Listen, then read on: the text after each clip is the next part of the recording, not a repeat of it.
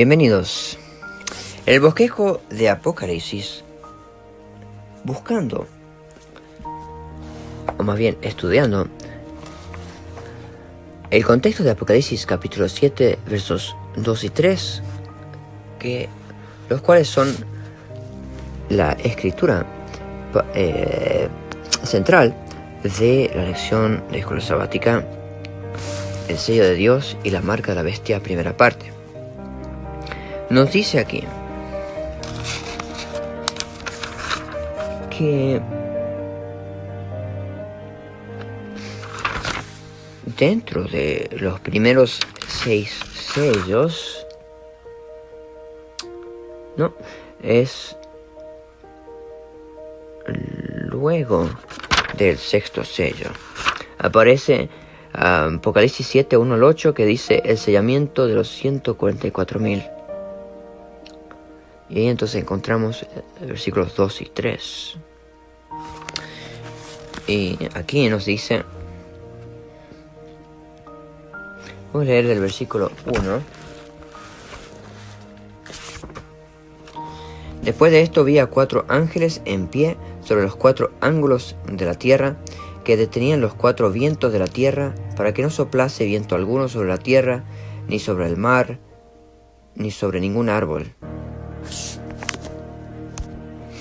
Retrocediendo entonces, el 6º sello dice el día de la ira de Dios.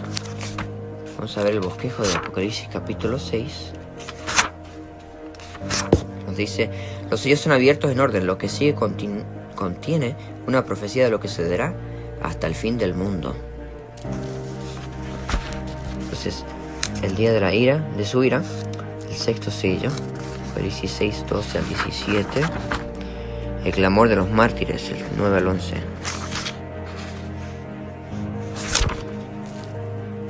Y el 12 al 17 nos dice, miré cuando abrió el 6º sello, y aquí hubo un gran terremoto, y el sol se puso negro como tela de silicio, y la luna se volvió toda como sangre.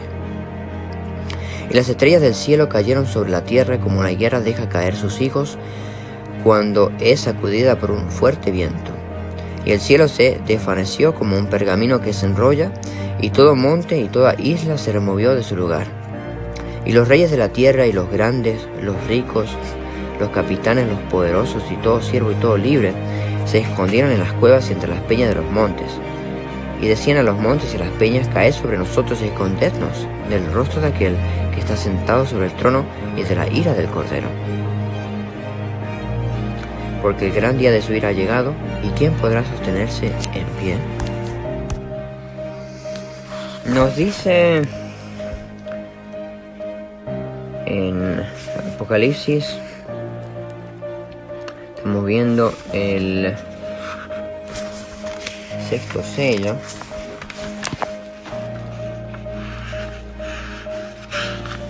que nos habla acerca de los poderosos y demás, que le dicen a las peñas que los esconda de aquel que está sentado sobre el trono y de la ira del Cordero, porque el gran día de su ira ha llegado. Ahora, luego se abren las 7, luego tenemos el 7º sello, que nos habla acerca de un silencio que hay en el cielo.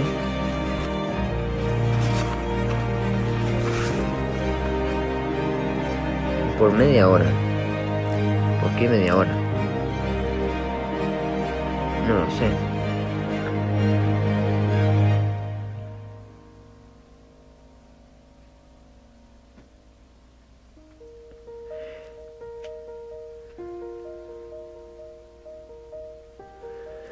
Y luego tenemos Apocalipsis, cuando nos habla acerca de las trompetas, y queremos ver la 7ª trompeta, el triunfo de Dios, que está en el libro, en el mismo libro, en el capítulo 11, 15 al 19. Nos dice,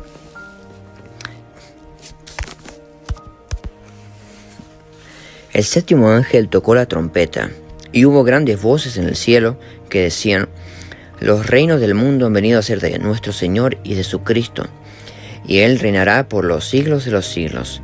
Y los 24 ancianos que estaban sentados delante de Dios en sus tronos se postraron sobre sus rostros y adoraron a Dios, diciendo: Te damos gracias, Señor Dios Todopoderoso, el que eres y que eras y que has de venir, porque has tomado tu gran poder y has reinado.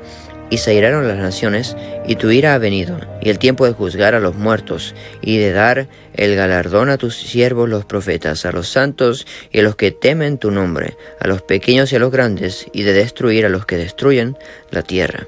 Y el templo de Dios fue abierto en el cielo, y el arca de su pacto se veía en el templo. Y hubo relámpagos, voces, truenos, un terremoto y grande granizo.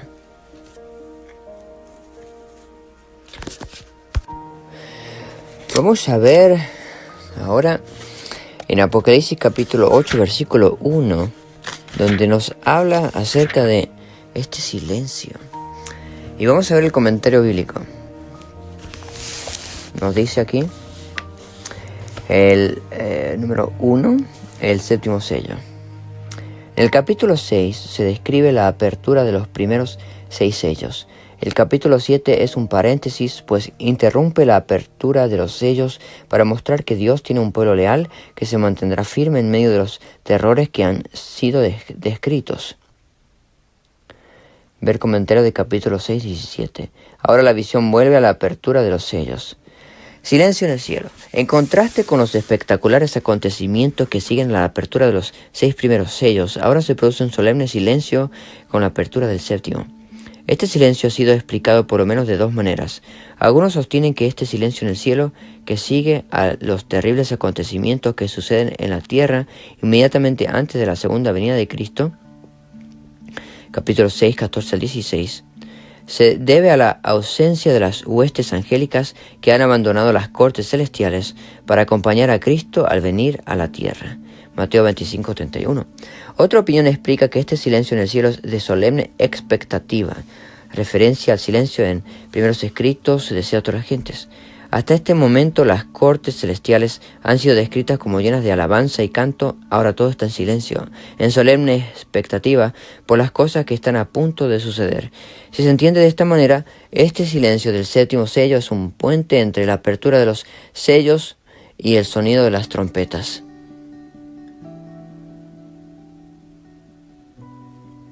Porque implica que con el séptimo sello aún no se ha completado la revelación, que aún hay más que debe ser explicado en cuanto al programa de los acontecimientos de parte de Dios en el gran conflicto con el mal.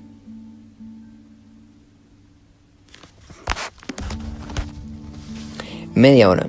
Algunos intérpretes han entendido este lapso en términos proféticos, en base a que un día representa un año literal. Ver comentario de Daniel 7:25. Según esta interpretación, media hora sería aproximadamente igual a una semana literal. Otros sostienen que en las escrituras no hay un claro fundamento para tomar como tiempo profético un periodo menor de un día completo, y por eso han preferido entender que como por media hora significa solamente un periodo corto de duración no especificada. Los adventistas del séptimo día han favorecido en general la primera opinión. Y aquí nos dice en la Biblia de Estudio de Andrews: silencio contrasta con la sonora alabanza del capítulo 5. Se pasa aquí por alto la escena final de la historia, que será presentada más adelante. Media hora. Tiempo muy breve en comparación con cualquier periodo profético, incluido los días, años. Ver nota de Daniel 8:14. Muy interesante. En mi pensar, yo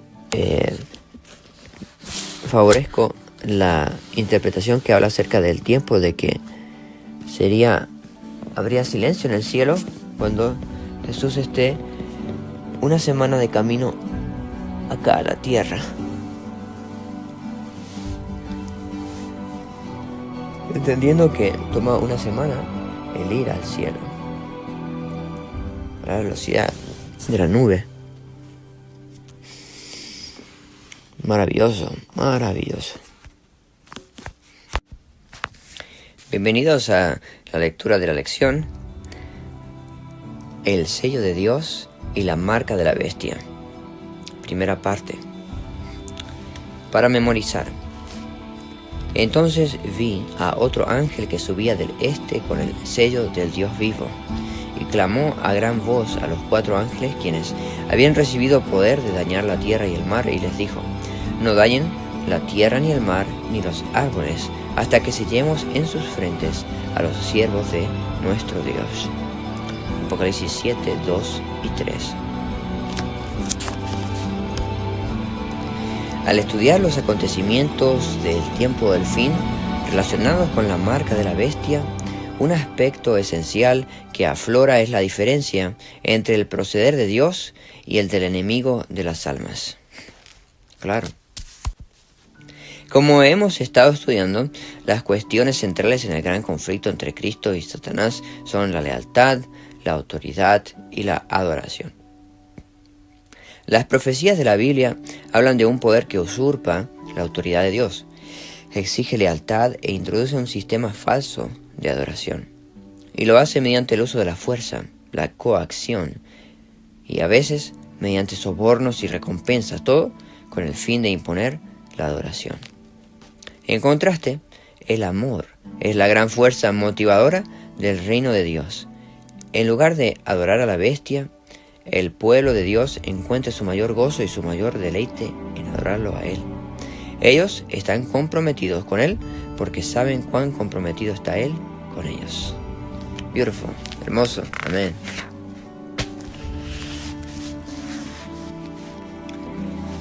Perseverancia firme es el siguiente día.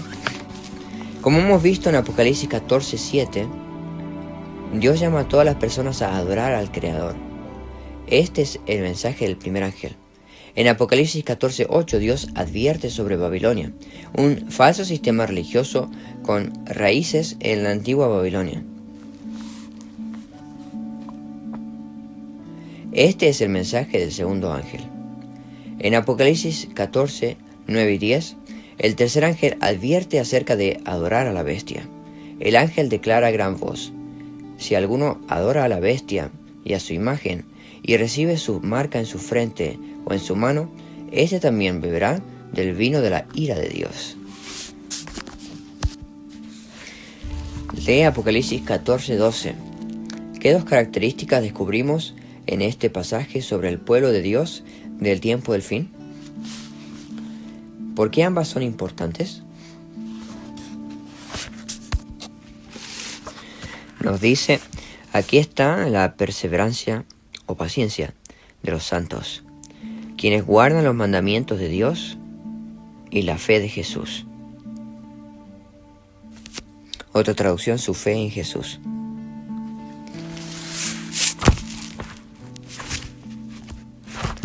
La palabra griega para paciencia es upomone, que se traduce mejor como perseverancia firme o tesón. Dios tendrá un pueblo del tiempo del fin que será leal a Él frente a la oposición y la persecución feroz. Por medio de su gracia permanecerán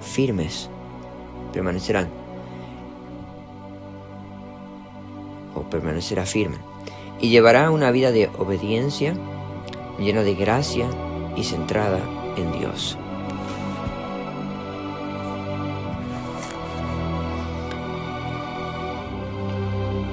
Adorar al Creador. Apocalipsis 14:7. Vemos aquí que nos dice acerca de una interesante nos dice aquí una traducción más cercana, más literal. Nos dice aquí una traducción, una mejor traducción: perseverancia firme. Y nos describe al pueblo diciendo que sería leal, que permanecerá firme, que llevará una vida de obediencia llena de gracia y centrada en Dios.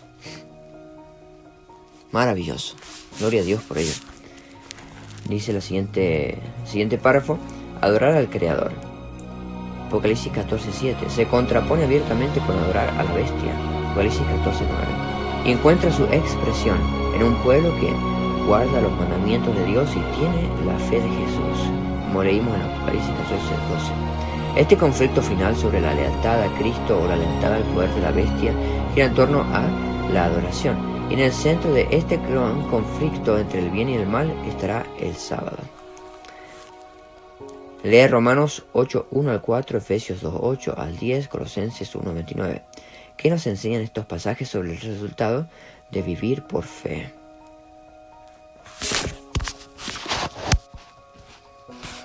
Romanos 8:1-4.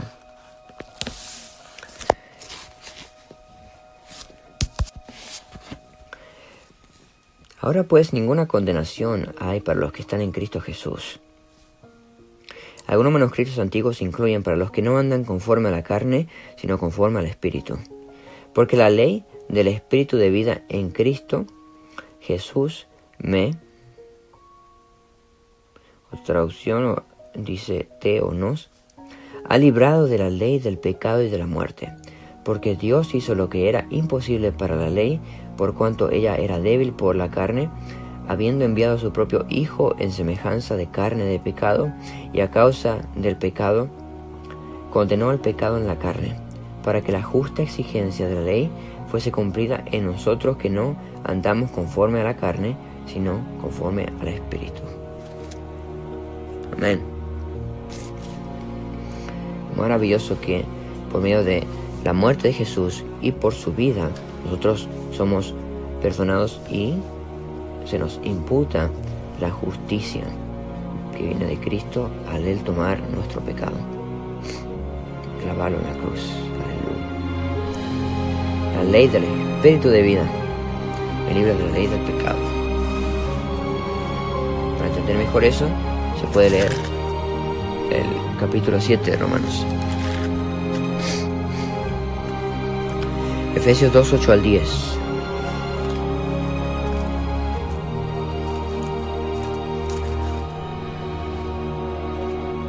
¿Por qué?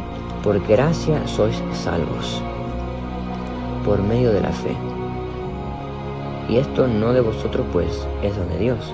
No es por obras para que nadie se gloríe, porque somos hechura de Dios, creados en Cristo Jesús, para hacer las buenas obras que Dios preparó de antemano para que anduviésemos en ellas. Somos hechura de Dios, no somos hechura de nosotros mismos.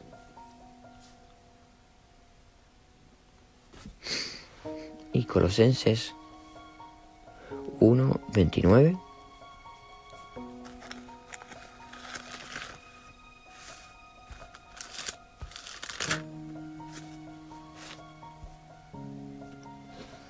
Por esto mismo yo trabajo, esforzándome según su potencia, que obra poderosamente en mí.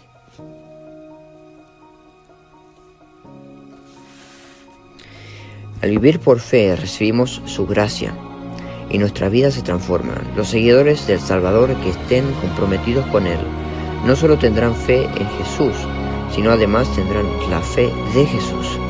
La cualidad de la fe de Jesús para el tiempo del fin será de ellos, y ellos permanecerán fieles incluso hasta la muerte, como lo hizo Jesús. Si es que han de morir. ¿Cuán fiel eres en las pequeñas cosas?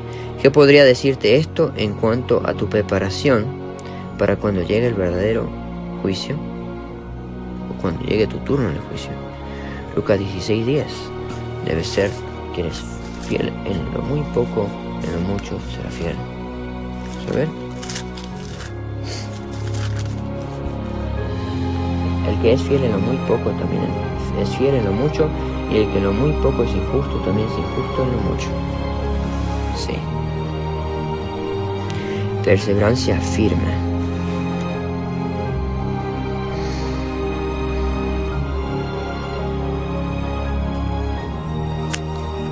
Y meditando entonces en este día, comienza con la descripción de la advertencia contra tomar el vino de Babilonia o recibir su marca en la frente o la mano, y nos habla de las características del pueblo de Dios del fin, y nos dice más todavía acerca de estas características al describirlo en los versículos que leímos de Efesios, Colosenses y Romanos.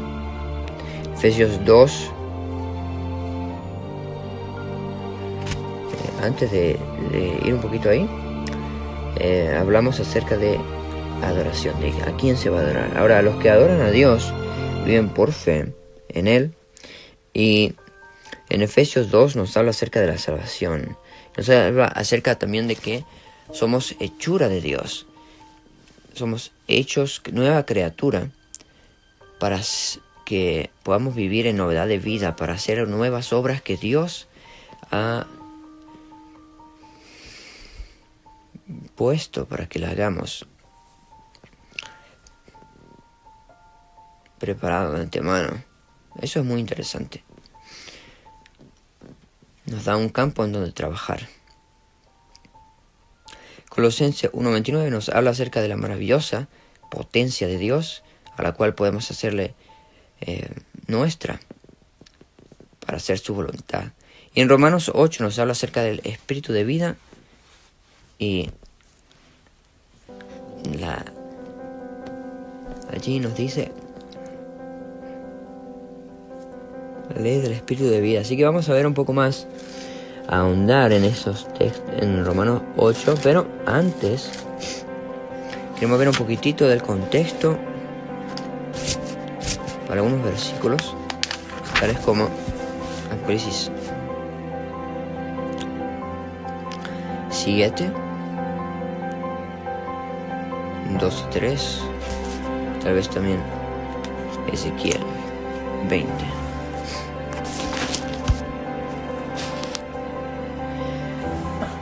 Vemos ahora del comentario bíblico, aunque vamos a hacer esto en un siguiente audio para ver más detenidamente los textos bíblicos y su contexto de Apocalipsis y Ezequiel y Romanos también. Seas bendecido, es mi deseo. Amén. Hola, amados. Queremos ver un poco más profundamente a los versículos que tenemos en Ezequiel, que se nos fueron presentados en la lección anterior, que son Ezequiel 8 y Ezequiel 20. Vamos a ver Ezequiel 8, versículo 6 específicamente. Nos dice: me dijo entonces, hijo de hombre, ¿no ves lo que estos hacen, las grandes abominaciones que la casa de Israel hace aquí para alejarme de mi santuario? Pero vuélvete aún y verás abominaciones mayores. 8:16. Y me llevó al atrio de adentro de la casa de Jehová, y aquí junto a la entrada del templo de Jehová,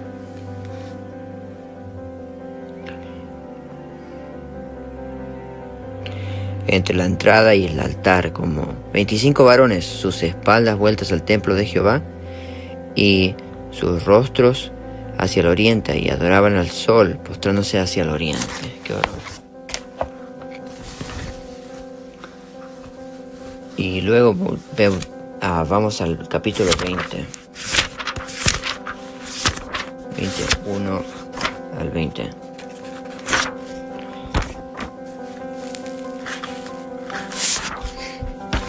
Y aquí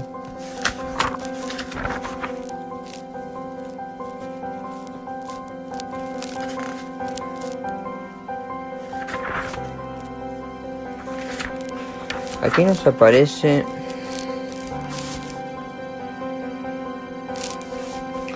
nos dice aquí que esto es de la tercera sección, que en su categoría es la profecía. Dentro de su categoría la cual es Profecías de castigo para Israel, que abarca hasta el capítulo 24, versículo 27. Y acá nos dice: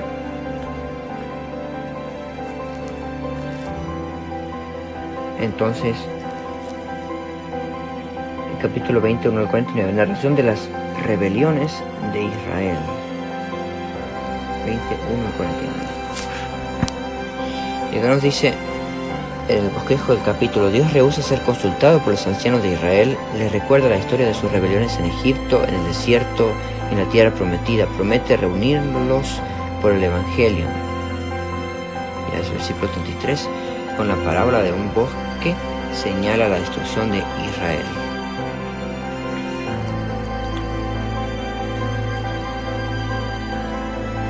Y el versículo 19 y 20, vamos a ver más aquí.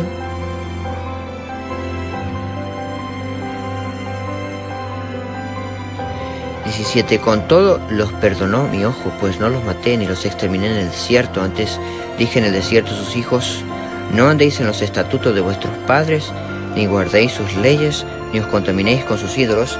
Yo soy Jehová vuestro Dios, andad en mis estatutos y guardad mis preceptos y ponedlos por obra, y santificad mis días de reposo, y sean por señal entre mí y vosotros, para que sepáis que yo soy Jehová vuestro Dios.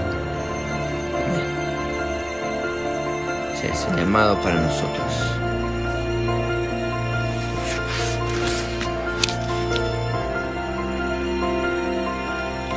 Profecía de castigo para Israel, Tremendo todo este libro. Vamos a ver un poquito acerca del tema.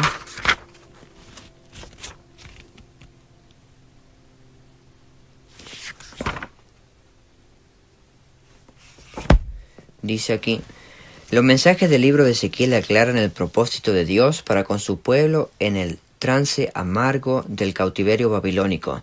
Durante siglos los profetas habían aconsejado y amonestado a Israel, y sin embargo la nación se había sumergido cada vez más en la apostasía. Al fin resultó evidente que el pueblo escogido jamás alcanzaría las metas que Dios les había propuesto como nación, a menos que se emplearan medidas drásticas para enseñarles las lecciones de la obediencia y la cooperación con Dios. Por lo tanto, se les permitió que aprendieran en medio de la adversidad las lecciones que habría rehusado aprender durante los tiempos de prosperidad. Aunque parezca extraño, fueron los gobernantes de Israel los que por precepto y ejemplo llevaron al pueblo a la apostasía. Aparecen versículos en Isaías y Ezequiel. Evidentemente, al principio Dios tenía el propósito de que solo los gobernantes fuesen llevados al cautiverio. Daniel, eso aparece, muestra aquí el versículo Daniel 1, 3 y 4, al 4. La gran mayoría del pueblo había de quedar en Judea, esperando allí el regreso de un grupo de escarmentados gobernantes para que los guiaran en los caminos de Dios. No sé qué es escarmentados. Si los judíos hubiesen estado dispuestos a someterse a Nabucodonosor como lo quería Dios, la ciudad de Jerusalén y su magnífico templo habrían quedado intactos, y el siglo de demora, dificultades y desánimos que afrontaron los exiliados a su regreso de Babilonia se hubiera evitado. Pero la terca resistencia de Israel, Jeremías 28, 1 al 14, hizo que su copa de sufrimiento fuera cada vez más amarga y originó una segunda y una tercera deportación en los años 597 y 586, respectivamente. Los yugos de madera fueron reemplazados por yugos de hierro, Jeremías 28, 13 al 14.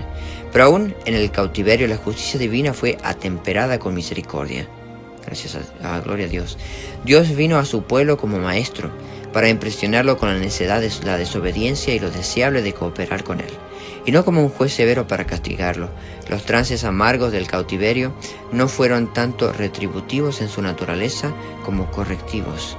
Los profetas Jeremías, Ezequiel y Daniel fueron comisionados para que revelaran el propósito del cielo a los hombres y para que lograran su cooperación con ese propósito.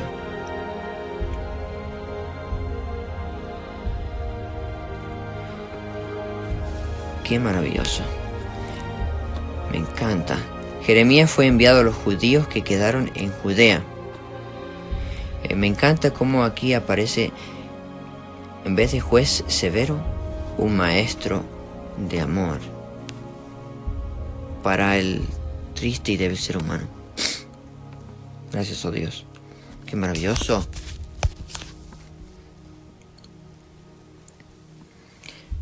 Una vez más, Jeremías fue enviado a los judíos que quedaron en Judea, mientras Ezequiel llevaba a cabo una misión semejante entre los que ya habían ido al cautiverio.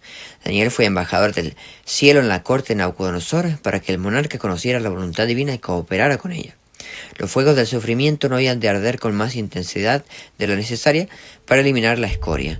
Para una consideración detallada del papel de Daniel en relación con el cautiverio, véase la introducción del comentario al libro de Daniel.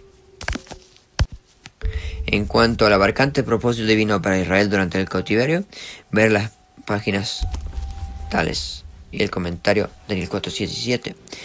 El libro de Ezequiel se compone de dos partes distintas. En la primera, capítulos 1 al 33, 20, se registran los mensajes dados por Ezequiel a los cautivos cerca del río Quebar, en las proximidades de Babilonia, en su mayor parte antes de la caída de Jerusalén en 586 a.C.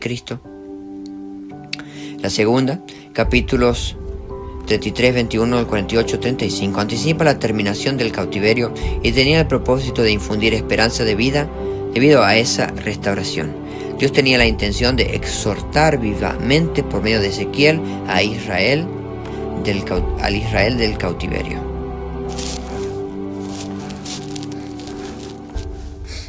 Para que aceptara finalmente el plan divino para él.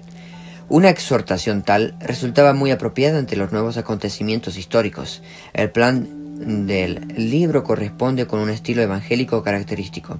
Varios mensajes se dedican a señalar los pecados del pueblo. El propósito era doble. En primer lugar, lograr que el pueblo se arrepintiera verdaderamente y en segundo lugar, revelar la necesidad de la ayuda divina para la obediencia futura prometida en el nuevo pacto.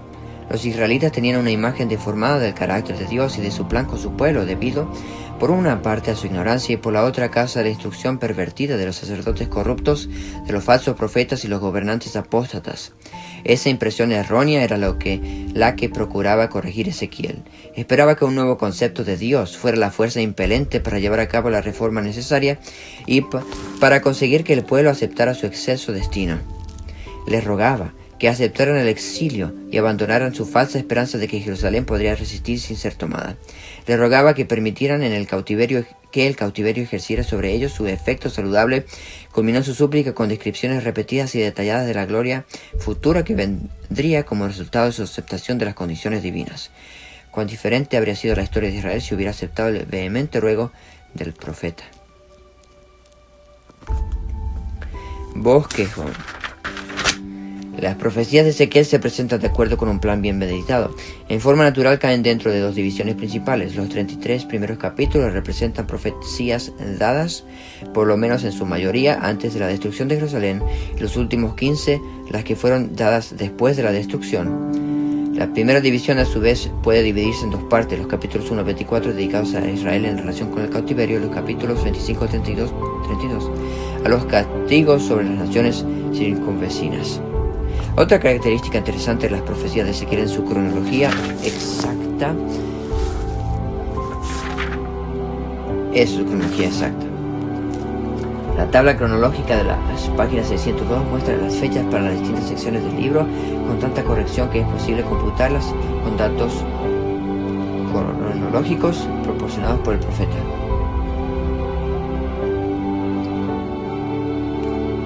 Comparar con la cronología de Jeremías en las páginas 384.